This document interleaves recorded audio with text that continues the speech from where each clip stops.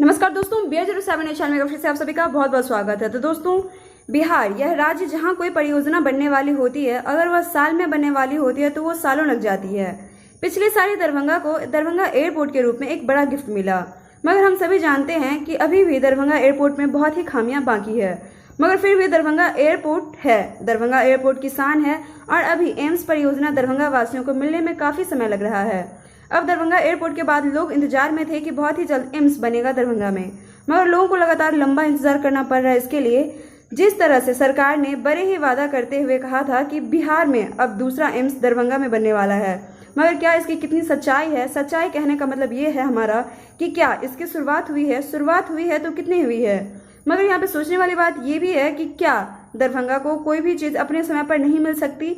वहीं हम इसी के साथ अन्य राज्यों की तुलना में अगर एम्स बनने की वादा किया था तो कई जगह ऐसे हैं जहां पढ़ाई भी एम्स की स्टार्ट हो चुकी हैं तथा वहां कार्य प्रगति पर है। वहीं हम बिहार के दरभंगा के बाद अगर बात करें दरभंगा के बारे में तो एम्स को लटका दिया गया है। क्या एक बार फिर से जिस तरह से दरभंगा एयरपोर्ट के लिए तमाम मिथिलावासी एक साथ आवाज उठाई और दरभंगा एयरपोर्ट के काम में प्रगति आ गई थी, उस तरह से फिर से दरभंगा एम्स के लिए तमाम मिथिलावासियों को एक बार फिर से एक साथ आवाज उठाना होगा, इसके प्रगति के लिए आवाज उठाना होगा।